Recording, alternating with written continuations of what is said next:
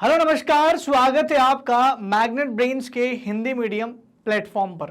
Magnet brains एक ऐसा platform है जो आपको सभी प्रकार के वीडियो बिल्कुल फ्री ऑफ कॉस्ट प्रोवाइड करता है। आप चाहे तो हमारे इन वीडियो को हमारे वेबसाइट magnetbrains.com पर जाकर देख सकते हैं। आप चाहे तो इन वीडियो को हमारे मैग्नेट ब्रेन्स के ऐप पर भी देख सकते हैं, जो आपको गूगल प्ले स्टोर पर मिल जाएगा। दोस्तों, मैग्नेट ब्रेन्स ने आपकी समस्याओं का समाधान करने के लिए बुक्स और ई बुक्स का कॉन्सेप्ट भी लॉन्च कर दिया है। आप चाहे तो बहुत ही बेहतरीन क्वालिटी कंटेंट के साथ बनाई गई इन किताबों को अपने घर तक मंगा सकते हैं, जिसका लिंक आपको डिस्क्रिप्शन में मिल जाएगा। और जैसे ही आप फॉर्म भरेंगे, मैग्नेट ब्रेन्स की टीम आपसे कांटेक्ट कर लेगी और आप तक आपकी किताबों को, कोर्स से संबंधित बुक्स को पहुंचा देगी, जो आपको उतनी ही मदद देने वाली है जितना कि मैग्नेट ब्रेन्स के वीडियो हमेशा आपका साथ देते हैं आपके एग्जाम पे टाइम पे, आपकी रोजमर्रा जीवन की पढ़ाई के लिहाज से। तो हमेशा ये किताबें आपका ख्याल रखेगी और आपको साथ देगी। आइए शुरुआत करते हैं आज की सेशन की, आज के लेक्चर की। दोस्तों, आज हम लोग बात करने वाले हैं उत्तर प्रदेश बोर्ड के कक्षा 8वीं के सामाजिक विज्ञान के अंतर्गत इतिहास विषय की। और इतिहास विषय में चैप्टर नंबर 7 हम लोगों ने कंप्लीट कर लिया है। चैप्टर नंबर 7 जिसमें कहा गया है कि भारत में नव जागरण की बात हो रही है। तो ये नव जागरण जो है, नए नए विचारों का आगमन है। भारत में कैसे अंग्रेजों के गुलामी के दौर में ही भारत में नए नए विचारों का आगमन हुआ, जो कहीं ना कहीं सामाजिक सुधार से, धार्मिक सुधार से, जातिगत सुधार से रिलेटेड थे। और हमने इसके ऊपर काफ़ी अच्छे से बात भी की है। लेकिन आज हम लोग बात करेंगे चैप्टर नंबर 7 भारत में नव जागरण के चैप्टर के बाद दिए गए प्रश्नों के उत्तर को हम लोग करेंगे, और वो जिसको हमने नाम दिया है यूपी बोर्ड सॉल्यूशन। तो आइए बात करते हैं यूपी बोर्ड सॉल्यूशन के बारे में। हमारा पहला ही प्रश्न जो है वो वस्तुनिष्ठ प्रश्न है, यानी बहुविकल्पी प्रश्न है। इसका पहला प्रश्न है, ब्रह्म समाज की स्थापना किसने की? तो जो ब्रह्म समाज है ये हिंदू समाज के अंतर्गत ही आता है और ये एक विचारधारा से जुड़ा हुआ है। तो ब्रह्म समाज जो है ये किसी तरह एक ऐसी विचारधारा है जो विधवा पुनर्विवाह को सपोर्ट करती हैं, बाल विवाह का विरोध करती हैं, पर्दा प्रथा का विरोध करती हैं, सती प्रथा का विरोध करती हैं, बहुपत्नी विवाह का विरोध करती हैं और स्त्री शिक्षा को सपोर्ट करती हैं। तो ऐसी कुछ विचारधारा है। मूर्ति पूजा वगैरह इन सबको नहीं मानती हैं, कर्मकांड, अंधविश्वास, इन चीज़ों पर विश्वास नहीं करता है ब्रह्म समाज। तो ऐसा समाज आखिर किसने बनाया था? आपके पास 4 ऑप्शन है। आपका ऑप्शन नंबर ए है, यानी क है, स्वामी विवेकानंद ने। आपका ऑप्शन नंबर ख है, राजा राम मोहन राय ने। ऑप्शन नंबर ग, दयानंद सरस्वती ने। और लास्ट ऑप्शन आपका महादेव गोविंद रानडे ने। तो जल्दी से बताइए कि इसमें से कौन सा जो ऑप्शन है वो आपके लिए सही रहेगा। तो इसका ये जो ब्रह्म समाज है, इसकी स्थापना की थी राजा राम मोहन राय ने। तो 1828 में राजा राम मोहन राय ने ब्रह्म समाज की स्थापना की थी। और इसके बाद ज़्यादा समय तक राजा राम मोहन राय साहब जीवित भी नहीं रहे थे।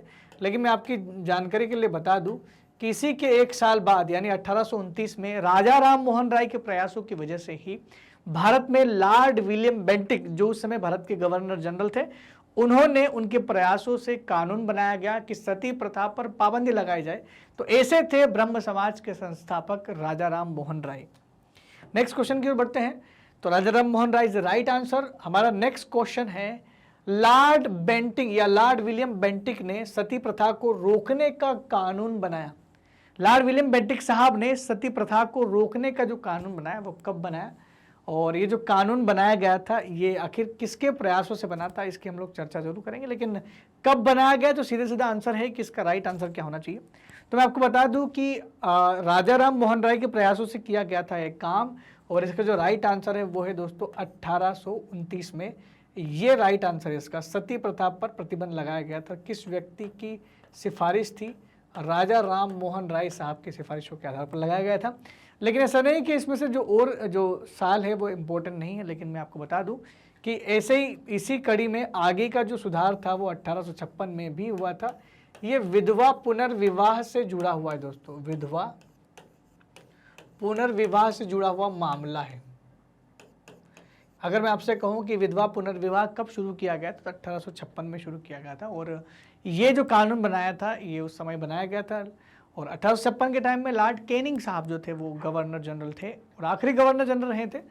और ईश्वर चंद्र विद्यासागर वो व्यक्ति हैं जिन्होंने ये काम करवाया था। ये जो बदलाव लाए थे ईश्वर चंद्र विद्यासागर की बदौलत हुआ था। बात करें तो इसका राइट आंसर क्या होगा, 1829 होगा। हम लोग बात करते हैं अब अति लघु उत्तरीय प्रश्न की, यानी इन प्रश्नों के उत्तर आपको छोटे शब्दों में देने, मतलब 1 या 2 लाइन में देना पड़ेगा। दयानंद सरस्वती ने किस संस्कृति को अपनाया था? तो दयानंद सरस्वती जो थे ये वेदों की ओर लौटने की बात करते थे, मतलब ये एक तरीके का आर्यों की संस्कृति की बात कर रहे थे, और इन्होंने जिन संस्कृति को इन्होंने बार बार ये बोल रहे थे कि वहाँ जाए, उस संस्कृति की ओर लौटो, तो ये वैदिक संस्कृति की बात कर रहे थे। और जो वैदिक संस्कृति जिसमें भी ये ब्राह्मणवादी वर्चस्व को नकारते थे और मूर्ति पूजा कर्मकांडी वाले को पूजा को नकारते थे, तो राजा दयानंद सरस्वती साहब ने वैदिक संस्कृति को अपनाने पर जोर दिया। बात करते हैं अगला प्रश्न, अति लघु उत्तरीय प्रश्न है और इसमें पूछा गया है कि ज्योतिबा फूले ने किस समाज का गठन किया? ये ज्योतिबा फूले कौन है? ज्योतिराव गोविंदराव फूले हैं। ये ज्योतिबा फूले ने सत्यशोधक समाज की स्थापना की थी। तो ये इसका राइट आंसर है कि ज्योतिबा फूले ने सत्यशोधक समाज की स्थापना की थी। इनकी पत्नी भी थी दोस्तों सावित्रीबाई फूले, उन्होंने भी महिलाओं के लिए काफ़ी अच्छा काम किया था, तो वो भी एक अच्छा काम था। तो लघु स्तरीय प्रश्न अब आ गए हैं, इसका उत्तर जो है आपको थोड़ा सा लंबा लिखना पड़ेगा। प्रश्न हमारा पहला है, स्वामी विवेकानंद के बारे में लिखिए। आखिर स्वामी विवेकानंद कौन थे और इन्होंने क्या बदलाव किए? तो मैं आपको बता दूं कि स्वामी विवेकानंद भारत के एक महान और प्रसिद्ध समाज सुधारक में से एक थे। स्वामी विवेकानंद साहब, इसलिए हम लोग जब भी विवेकानंद साहब के बारे में पढ़ते तो ऐसा कभी नहीं होता कि स्वामी विवेकानंद जी का वो वाकया याद ना आए जो 1893 में शिकागो के विश्व धर्म सम्मेलन की संसद में इन्होंने कहा था। सब भारत की तरफ से भारतीय सभ्यता और संस्कृति का प्रतिनिधित्व करने के लिए भारत से स्वामी विवेकानंद को शिकागो के विश्व धर्म सम्मेलन की ओर भेजा गया था, जहां इन्होंने हिंदुत्व को प्रमोट करते हुए, हिंदुत्व की बात करते हुए कहा कि मुझे गर्व है कि मैं भारतीय हूं और सारे भारतीय मेरे भाई हैं।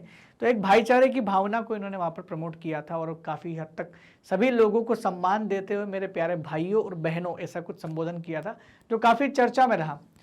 काफ़ी समय तक इन्होंने कहा, काफ़ी समय तक भारतीय आध्यात्मवाद की बातें कही, भारतीय सभ्यता की जो झलकियाँ थी वो इन्होंने पूरे सभा हाल में बिखेरी, और इन्हीं झलकियों, इन्हीं सब चीज़ों का निचोड़ निकाल करके अगले दिन के पेपर में, हेराल्ड न्यूज़पेपर ने बड़े अच्छे तरीके से लिखा था स्वामी विवेकानंद के बारे में कि जिस देश से ऐसे महान प्रतिभाशाली, ऐसे महान व्यक्ति आते हैं, अगर उस देश में हम लोग हमारे धर्म प्रचारकों को भेज रहे हैं तो ये हमारे बेवकूफ़ी हैं। हम जिस देश में धर्म सुधारक और प्रचार भेज रहे हैं, वो देश में जो धर्म ऑलरेडी चल रहा है, वो देश के लोगों का जो विचार है, जो संस्कृति है, वो हमसे कहीं आगे है। तो बेवकूफ़ी होगी कि ऐसे देश में हम लोग अपने धर्म का प्रचार करें जो हमसे कई गुना आगे है, विचारों में, भावनाओं में, संस्कृति में, सभ्यता में। तो ये हमारे लिए बहुत बड़ी बात थी दोस्तों कि एक व्यक्ति के बारे में ऐसी बात कही गई। और 1896 में इन्होंने अपने गुरु के नाम पर रामकृष्ण मिशन की स्थापना भी की थी, जो उनके विचारों से ओतप्रोत था। आइए बात करते हैं स्वामी विवेकानंद के बारे में। मैंने सारी कहानी तो आपको बता दी, लेकिन अब शब्दों में भी समझ लेते हैं। स्वामी विवेकानंद रामकृष्ण परमहंस के शिष्य थे और इन्होंने सन 1896 में रामकृष्ण मिशन की स्थापना की थी। सन 1893 में इन्होंने भारत का प्रतिनिधित्व करते हुए विश्व धार्मिक संसद, जो कि शिकागो में आयोजित किया गया था, उसमें हमारे हिंदुत्व धर्म की बात कही और वे गर्व से कहते थे कि मैं भारतीय हूँ, मैं प्रत्येक भारतीय जो है वो मेरा भाई है। और वे अंधविश्वास और अस्पृश्यता जैसी पुरानी कुरीतियों और विसंगतियों का बिल्कुल विरोध करते थे, इसको सपोर्ट नहीं करते थे। उन्होंने मानवतावाद, स्वतंत्रता, समानता की शिक्षा उस दिन सभी लोगों के दी, सबको बताया कि दुनिया को मानवता के ऊपर चलना चाहिए। और भारत तो वैसे ही वसुधैव कुटुंबकम का देश है जो पूरी दुनिया को एक परिवार मानता है, और स्वतंत्रता और समानता जैसे जो चीज़ें हैं ये होना चाहिए, सब दुनिया के देशों को मिलना चाहिए। और कहीं ना कहीं इसमें भारत के ऊपर जो आक्रांताकारी है, जो शासन कर रहे थे ब्रिटिश सरकार, उनको भी एक चुनौती थी कि आपको भी हमें स्वतंत्रता और समानता देनी चाहिए, जो कि नहीं दे रहे थे। बात करते इस अगले प्रश्न की, अति लघु उत्तरीय प्रश्न में सावित्री फूले कौन थी, उनके कार्यों पर प्रकाश डालिए। तो मैंने जस्ट आपको थोड़ी देर पहले ही बताया कि सत्यशोधक समाज की स्थापना करने वाले ज्योतिराव गोविंदराव फूले की पत्नी का नाम था सावित्रीबाई फूले। सावित्रीबाई फूले भी समाज सुधारक ही थी और इन्होंने महिलाओं के लिए काफ़ी अच्छा काम किया। ये विधवा महिलाओं के पुनर्विवाह करवाती थी, मुख्य काम इनका यही था। छुआछूत से गरीबों को निजात दिलाती थी। ये एक दलित समाज के उत्थान के लिए कार्य करने वाली महिला थी और इन्होंने दलित महिलाओं की शिक्षा को आगे बढ़ाने का प्रयास किया। इसीलिए इन्होंने अपने क्षेत्र में एक बालिका स्कूल भी खोला था जिसमें बालिकाओं की पढ़ाई वगैरह होगी, जिससे कि उन पर हो रहे अत्याचार से निजात मिलेगा और एक तरह से ये उन्हें समाज में वो सम्मान दिलाना चाहती थी स्त्रियों को जो वास्तव में मिलना चाहिए था।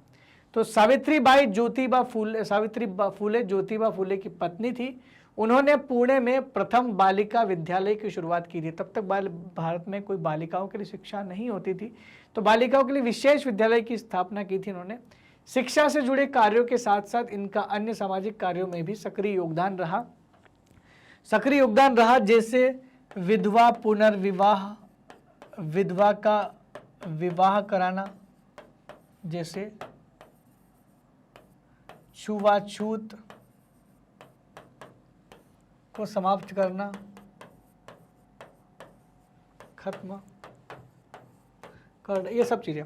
तो कहने की सावित्रीबाई फूले अन्य किसी और चीजों पर भी वो उनका जो कार्य था, ऐसा नहीं था कि एक ही काम में वो लिप्त थी, तो समाज सेवा उनका काम मेन काम था, तो इसलिए महिलाओं के लिए काफी अच्छा काम किया।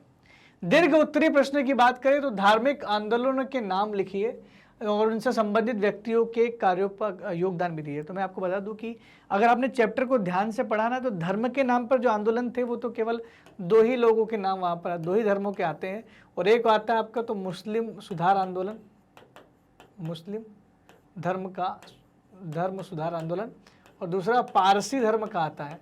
तो जब 2 धर्मों के नाम स्पष्ट दिए गए हैं, बाकी तो आते हैं महिलाओं में सुधार, दलितों में सुधार, और महिलाओं से संबंधित जो सुधार हुए वह सामाजिक सुधार आते हैं। तो धार्मिक सुधार में 2 ही है, तो हम लोग 2 ही पर प्रकाश डालेंगे। बात अगर करें मुस्लिम धर्म की, तो मुस्लिम धर्म से संबंधित जो धार्मिक सुधार लाने का जो श्रेय जाता है वो केवल और केवल सर सैयद अहमद खान साहब को जाता है। सर सैयद अहमद खान वो व्यक्ति हैं, जैसे राजा राम मोहन राय एक आधुनिक विचारक थे, वैसे ही सर सैयद अहमद खान भी वो व्यक्ति है जिन्होंने पाश्चात्य शिक्षा यानी अंग्रेजी शिक्षा को सपोर्ट किया था। वे चाहते थे कि मुस्लिमों में जो पुरानी प्रथाएं हैं, जैसे बहुपत्नी विवाह है, पर्दा प्रथा है, इन सब चीज़ों को और आसान तलाक लेना, ट्रिपल तलाक है, ये सब चीज़ें खत्म होनी चाहिए और मुस्लिमों को अंग्रेजी भाषा सीखनी चाहिए, पश्चिमी शिक्षा को ग्रहण करना चाहिए। शायद जो कुरीतियाँ, विसंगतियाँ, जो अंधविश्वास फैले हुए हैं समाज में, उसको दूर किया जाए। इन्होंने मुस्लिम समाज के लिए एंग्लो मोहम्मडन ओरिएंटल कॉलेज भी बनाया था, विश्वविद्यालय भी बनाया था, और इसे बाद में चलकर अलीगढ़ में यह है, और इसे बाद में चलकर अलीगढ़ मुस्लिम यूनिवर्सिटी विश्वविद्यालय के नाम से फेमस हुआ था। तो आज का जो अलीगढ़ मुस्लिम विश्वविद्यालय है, ये सर सैयद अहमद खान साहब ने ही जो स्थापना इसकी की थी। सर सैयद अहमद खान ने विज्ञान समिति, साइंटिफिक सोसाइटी की स्थापना भी की थी, और मुसलमानों के लिए अंग्रेजी शिक्षा, पश्चिमी विज्ञान तथा आधुनिक विचारों को अपनाने के पक्ष में थे। वो विचार रखते थे कि मुस्लिम लोगों को अंग्रेजी शिक्षा ग्रहण करनी चाहिए, मुस्लिम लोगों को पश्चिमी विज्ञान को भी ग्रहण करना चाहिए, आधुनिक विचारों को अपनाने की आवश्यकता है, तथा पर्दा प्रथा, बहु विवाह और आसान तलाक जैसी चीज़ों को विरोध करते थे। आज भी भारत में ये तीनों चीज़ चलती है कि एक तो एक व्यक्ति एक जो मेल होता है वो बहुत सारी फीमेल से या 2, 3, 4, 5 फीमेल से विवाह कर सकता है। पर्दा प्रथा, जो बुर्के में रहने की प्रथा, ये इसके विरोधी थे। और आसान भाषा में आसान तरीके से तलाक लेना, जिसे ट्रिपल तलाक या 3 तलाक भी कहते हैं, जिसमें कोई भी व्यक्ति केवल एक सांस में तलाक तलाक तलाक बोल दे, तो वो भी जो है उसके विरोधी भी कौन थे?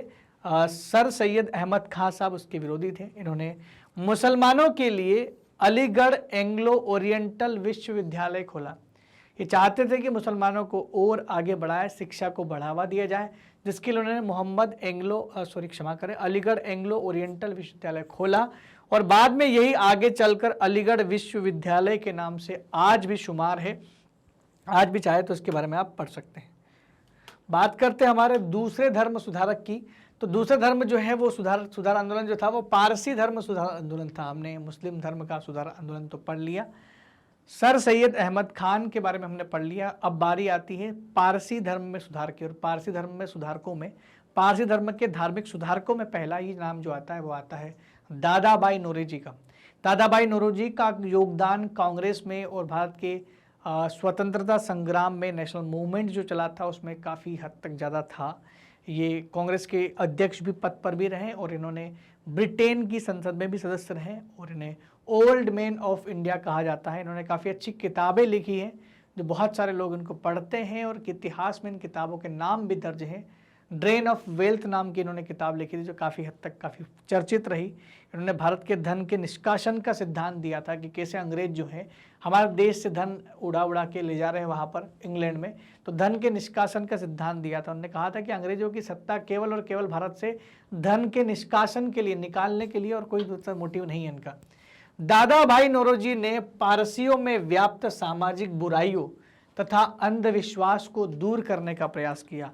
क्यों वो प्रयास कर रहे थे इस प्रकार का? क्योंकि दादा भाई नौरोजी चाहते थे कि पारसी समाज भी अन्य आधुनिक समाज की तरह परिपक्व हो जाए, अन्य दूसरे समाज के साथ कंधे से कंधा मिला के चले और जो असमानताएं दूसरे धर्म के और इसके साथ में वो खत्म हो जाए।